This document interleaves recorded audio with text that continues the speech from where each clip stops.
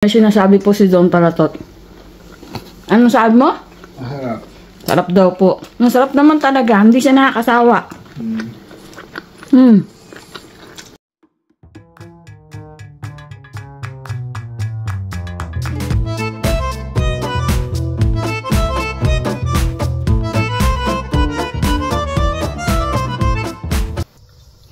Hello po mga kakuracha. Kamusta po? Ngayon pong araw na to ay magluluto tayo ng simpleng karyoka. Bago po natin umpisahan yan, ay gusto ko po muna magpasalamat sa mga bago nag-subscribe sa akin. Kahit sino po kayo, salamat po. God bless you. Tuwan-tuwa po ako kahit isa lang madagdag, dalawa. Salamat po. At sa mga nanonood, sa mga subscriber na dati, sa lahat po ng mga sumusuporta, maraming salamat po. From the bottom of my alak-alakan. Joke. Po talagang salamat po, salamat. Doon naman sa mga, excuse me po, sa mga nagko-comment ng hindi maganda, ay salamat din kasi nagko-comment kayo. Pero sana positive lang po tayo dito. Kung ayaw po ninyo ng vlog ko, simple lang po, wag po kayong manood. Huwag na po kayong magsalita ng mga negative kasi po nakakasakit sa damdamin. Pero siguro kasama nga yan sa pagbablog, kaya lang, gaya ng lagi ko sinasabi, positive lang po tayo. Yun naman pong pagluluto ko ay iba naman po ang paraan ng ating pagluluto. So kung ayaw ninyo nung paraan ko, di wag niyo pong sundin. Meron kasi nag-comment sa akin na pinahirapan ko pa daw yung sarili ko at pagsamasamahin ko na lang daw yung ingredients, sasalpak ko doon. Alam niyo po, ang paraan ng pagluluto ay iba-iba. So, para mapasarap yung pinililuto mo, hindi po pwedeng sabay-sabay mo isalpak yan. Diyan mo malalaman yung hindi marunong magluto. Hindi naman po ako magaling magluto. So, okay lang po kung gusto nyo sundin o hindi.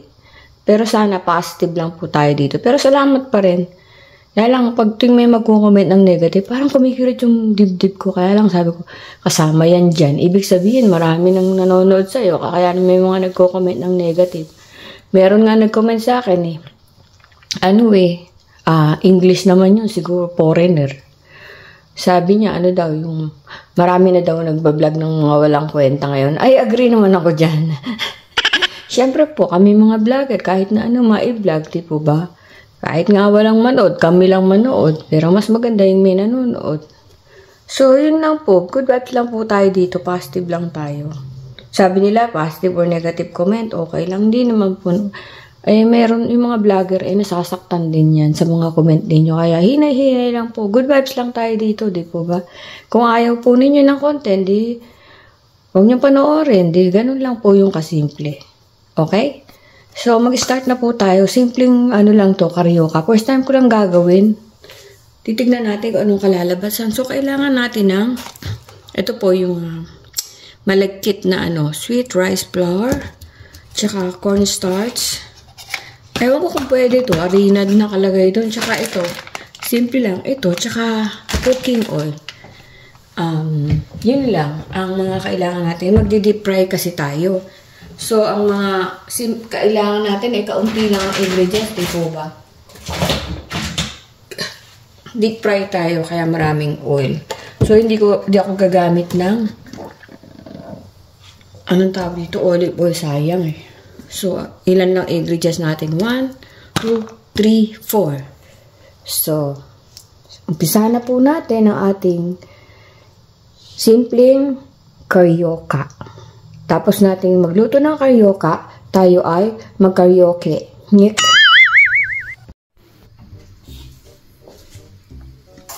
So, umpisa na natin.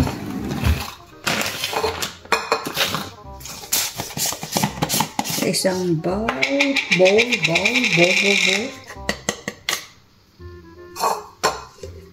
Samutin natin.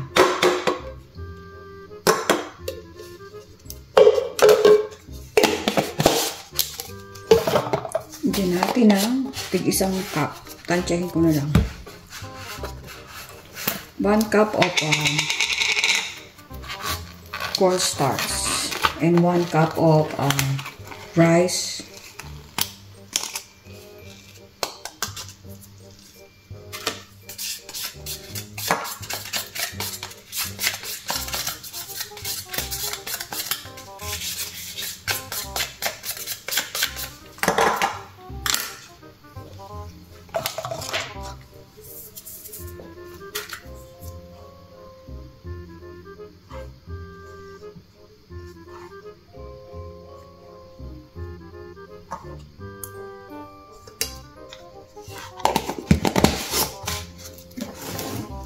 So, ito yung ating rice flour.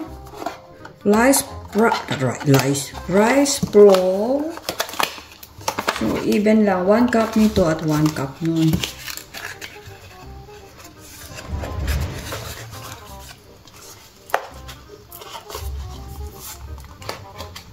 Hindi akong butasang maigi kasi hindi ko naman nilutuin lahat.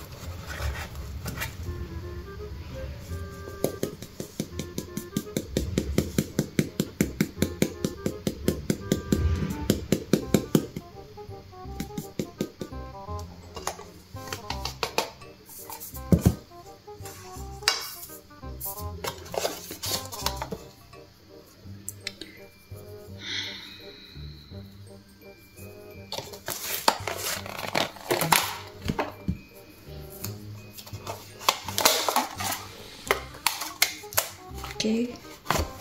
Diyan muna kayo. Then, lagyan natin tubig.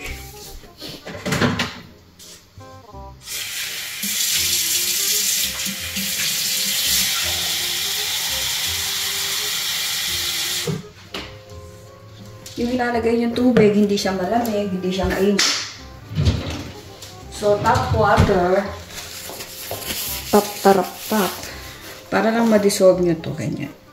Konti lang muna.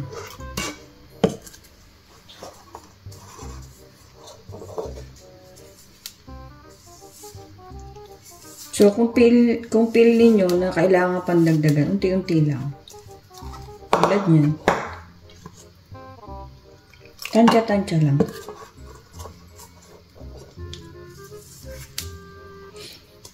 Tama ba yung ginagawa ko? Ay, ba't ito ginamit kong pang halo? Kaya pala ayaw mahalo. Kasi natin yung ibang kalat dito.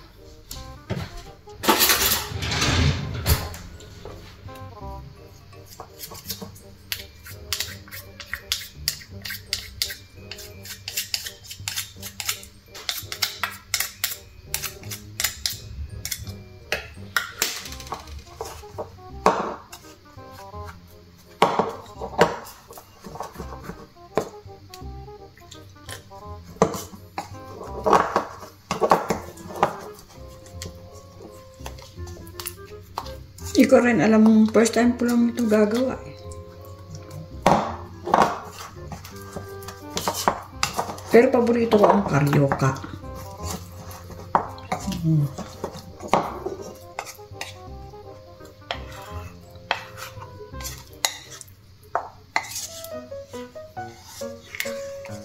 Kunti lang gagawin natin.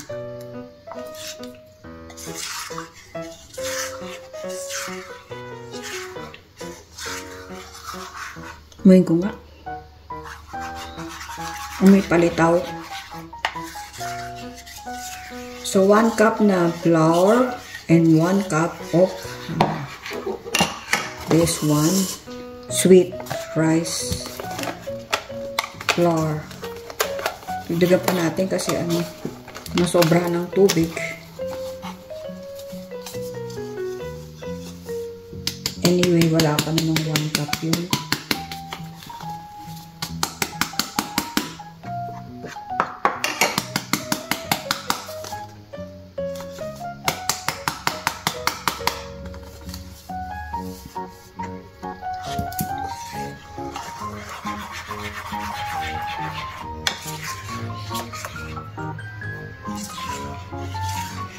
So, remember po, ang pagluluto naman ay nasa kumakain yan. Kung gusto nyo ng mas matamis, so yung nagmamarunong na, oh, hindi dapat ganyan, dapat ganito. So, kung anong gusto nyong lasa, total kayo kakain. Wala pong right measurement or right way to do your whatever. Di po ba? Pwede tayong mag-experiment. So, sa mga nagko-comment dyan na mali yung ginawa, mali yung ganon, bakit kayo ba kakain? Paano nyo nasabing mali? Eh, ang kakain naman yung gumagawa. So, it's up to you kung gusto nyo sundin or hindi. Hindi po ba?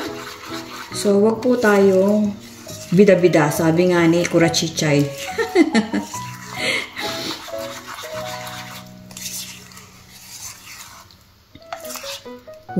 Kulang pa din siya kasi ano pa siya. malalaman niyo naman kung pwede mabubuo na, di ba?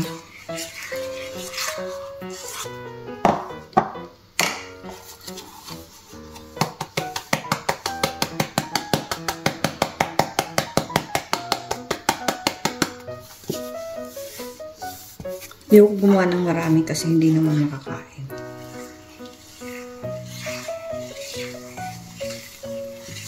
Yan.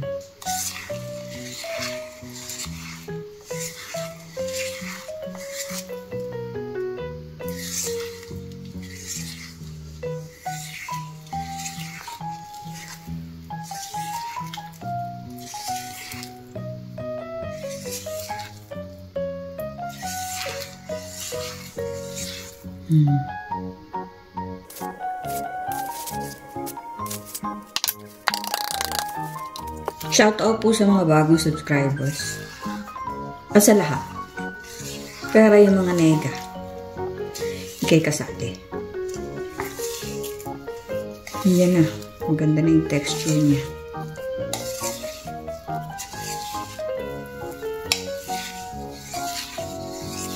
Alam nyo, yung vlog ko, marami din po ako natututunan. Kasi katulad ito, first time kong gagawin. So,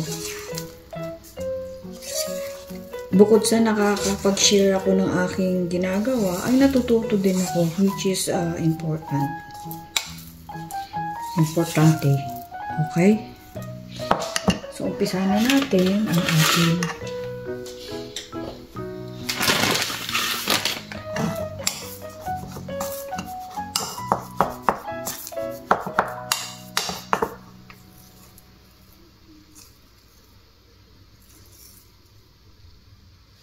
ganito ba yun? Ayan, nagugas po ako maigi. Parang kulang pa. Bilugin lang po ninyo.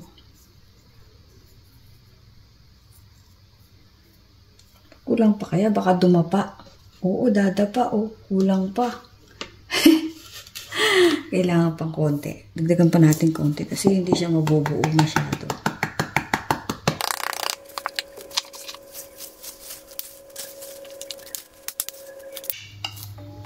Mga kakuracha, humihingi po ako ng prayer sa inyo para sa po ng aking sister-in-law kay Natnat. May cancer po siya at medyo alam niyo na po. Pag-pray po natin si Natnat. Salamat po.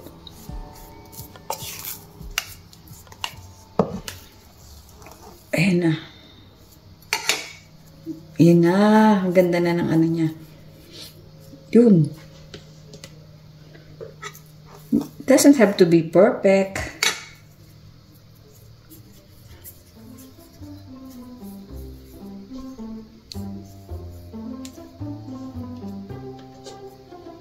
Gumanda na yung ano niya, texture niya.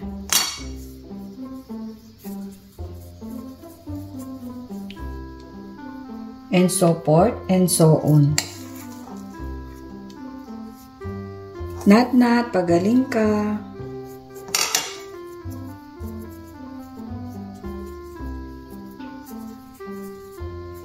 Bata pa si Natnat, 14 pa lang siya. May cancer po siya sa buto.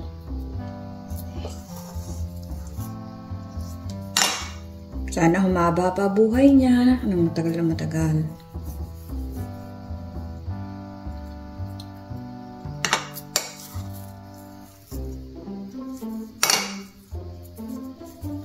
So, ayan po. Medyo bumabagsak siya. Pero mamaya ay bibilogin natin siya habang piniprito.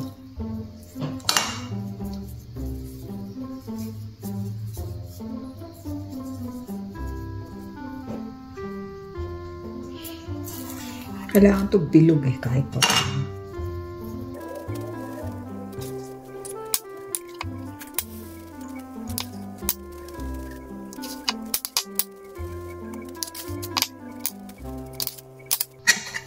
Sama natin lahat.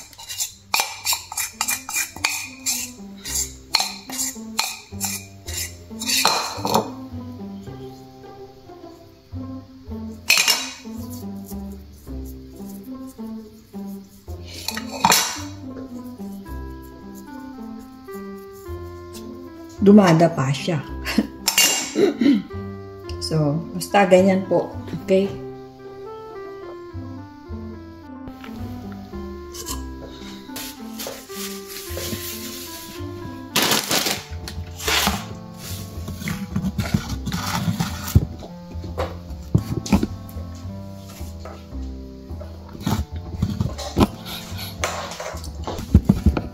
So, initin natin ang ating kawali. Ano kaya kalalabasan nito? Surprise!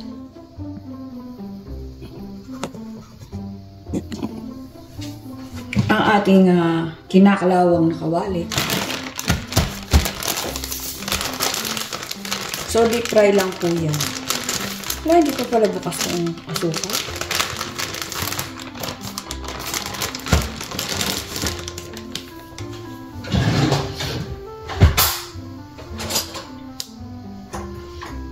Sino ba yung ating ito dito?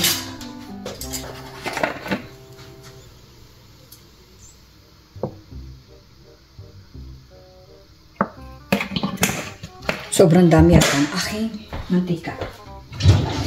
Deep fried daw eh. So, bilogin natin ulit bago natin sila. Ay, wait lang.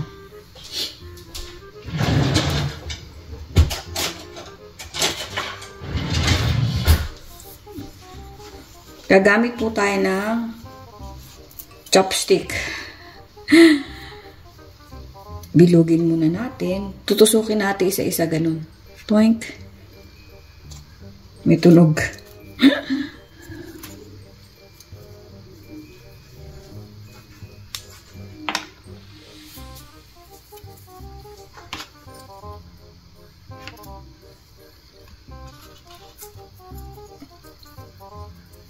Bago natin ibagsak doon sa oil. Tama ba itong ginagawa ko?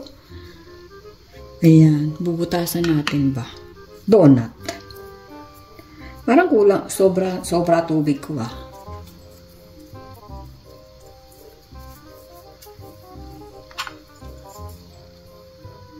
Ganun lang po.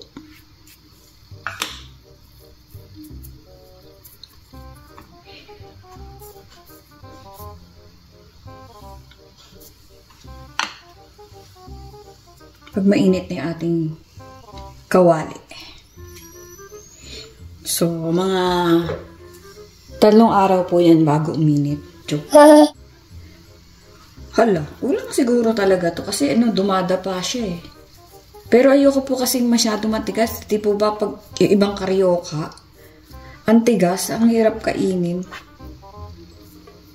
Kaya ayoko nung masyado maraming may purpose yan. Tonk. Butas. Baka hindi maging bilog to ah. Painitin lang po natin ang ating kawali. Tapos saka natin ilagay. Kasi pag hindi mainit yan, sisip-sipin lang ng ating mixture. Bubutasan na natin kay toing, toing, toing, isa-isa. Para po pag pinirito ay hindi siya puputok-putok. Wala lang, nakita ko lang doon sa napanood ko. Gaya-gaya. So, napadami ang ating mantika.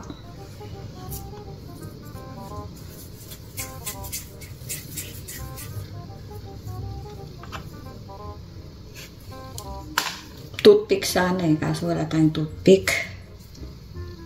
Yan natin kung mainit na.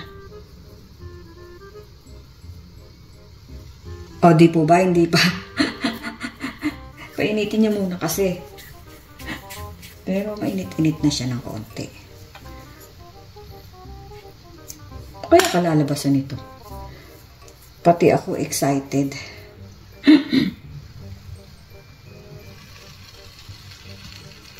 Yan. Bilugin nyo po and then lagyan nyo ng butas. Hayaan mo nang hindi bilog na bilog, okay?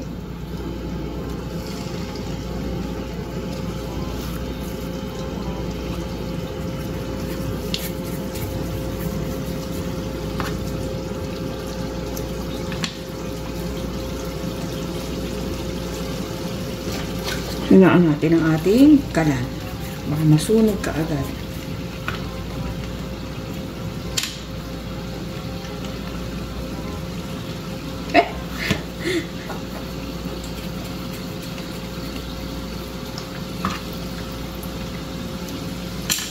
Paborito ko po yung karyoka.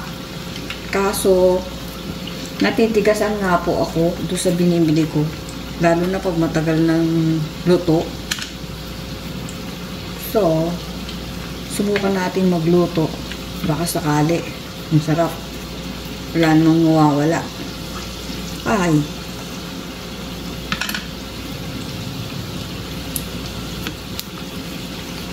Isa mo, mainit na.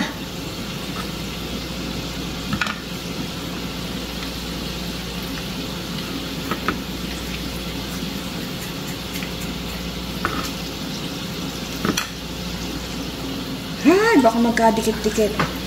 Pag-iwahiwalay muna natin. Uy! Dalawa pa. Wait lang.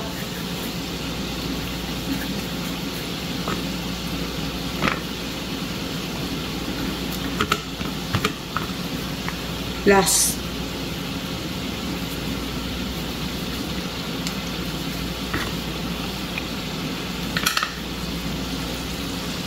So, ayan na po siya.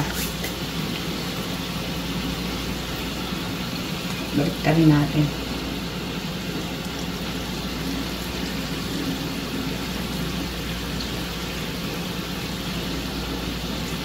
Uy, nabuo.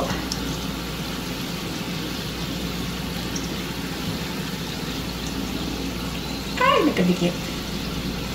Hindi lang po siya perfect na bilog-bilog. Pero okay na din yan.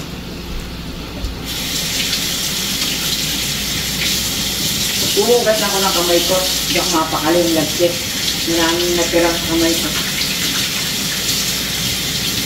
Tignan nyo, baka matulog ah. Mga kakuratsa.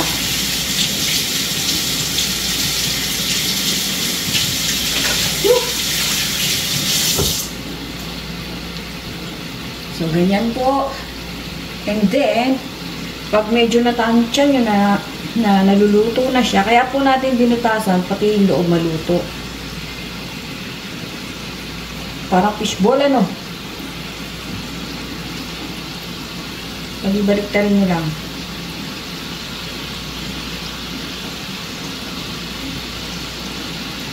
And then, babawasan natin yung oil kasi masyado madami.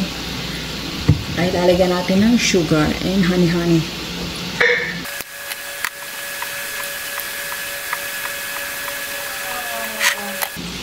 Marami pa din. So, bawasan lang muna natin. Hininaan ko po yung apoy. Para hindi matusta. Pwede nyo gamitin ng wash sugar or pwedeng brown sugar. Since brown sugar lang ang meron tayo, yan ang ating gagamitin. So, okay na yan. Yan.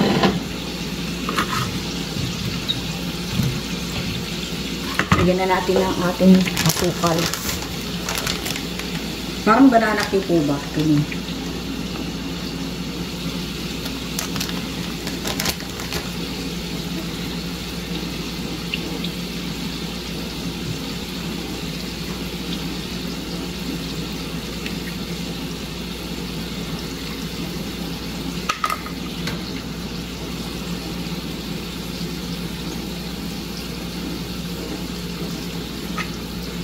Tansyahin niyo lang po. Yung tama lang.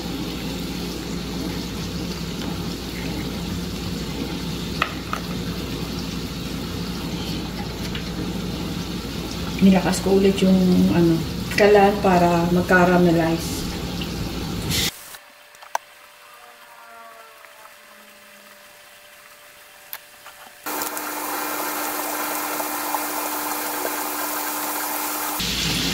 So, haluin nyo lang po para hindi masunog.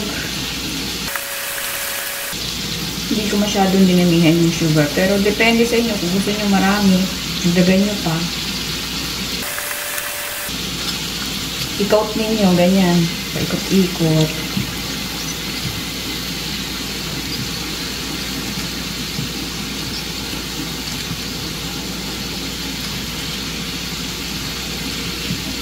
Yung iba talaga marami silang mag-sugar. Iniiwas tayo sa masyadong matamis at hindi healthy. Yung nakita ko po ay, ang ginamit nila ay wash sugar para hindi yung kulay maganda. Ito kasi talagang brown sugar. So, ang magiging texture niya parang sa banana Q lang. So, okay na yan. Mamaya titikman natin. Naaamoy ko na nga eh. Ang bango. So sa susunod, medyo siguro mas magaling na ako magluto. First time ko lang po kasi. Kumbaga sinubukan ko lang. Tapos titikman natin kung anong lasa. Pwede nyo siyang tusukin sa barbecue stick or kung wala naman, ilagay nyo na lang sa plato. I-coat ninyo buong paligid. Mas maraming sugar, mas makukoat yan. Kaya po ng maraming sugar eh. Ooh, looks good. Okay, ganyan lang po. Tikman natin mamaya.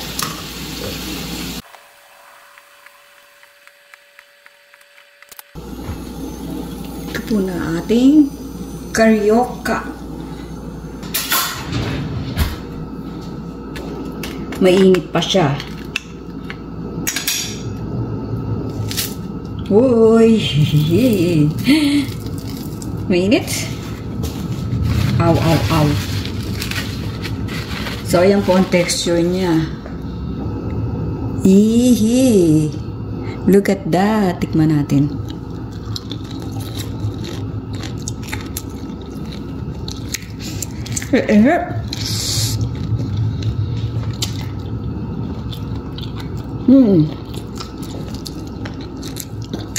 Mainit po mga karatsa. Pero masarap.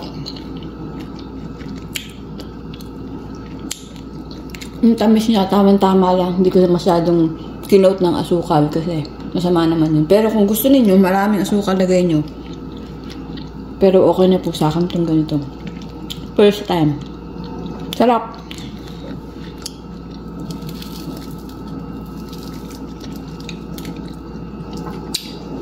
Nakita nyo, malambot yung loob. Oh, ngayon.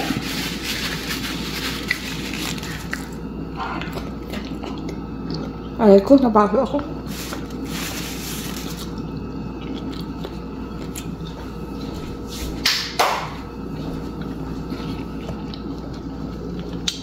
Ayan po. Ang sarap. Try nyo din po yan. Bye-bye na po. Thank you. Salamat po sa inyong lahat. Namumuwalan pa. Kainin ko pa yung sobra ko. Harap. Bye-bye. Ayan, hanggang ngayon po tinitira ko pa. Masarap siya, mga kakuratsa. Hindi siya masyado matamis. Hindi siya ganun kaganda tignan kasi hindi ko kinote masyado ng sugar. Kasi nga, ayoko na masyado matamis. Pero tignan niyo po. Andun kinakain nito Don Paratot. Sarap.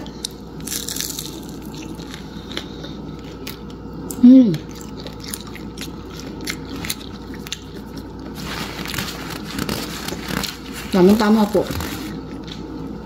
Ang pagkakaluto. At ang tamis, tama-tama lang din po. Ayan o. Nakita nyo, ang lambot.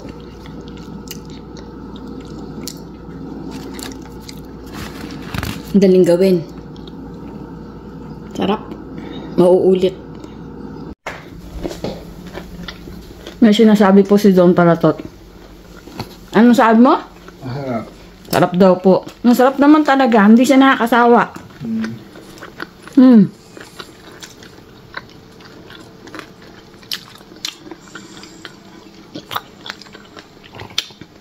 First time ko lang gumawa niya. Hindi ko masyadong tinamisan.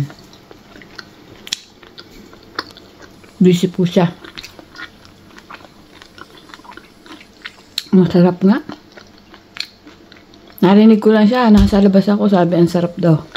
Sabi ko sa inyo, try nyo din po mga kakuratsya. Babay ko. Simut sarap mga kakuratsya. Pinakamasarap na karyokang natikman ko. Wow, pinuri yung sarili. Hindi po, hindi siya nakakasawa. Tsaka hindi matigas. Si Don Paratot hindi siya mahilig sa karyoka. Pero sarap na sarap po siya. Kaya ayan po, naubos. Gagawa ulit ako next time. Try niyo po. Patitikman ko sa mga kapatid ko pagka may time.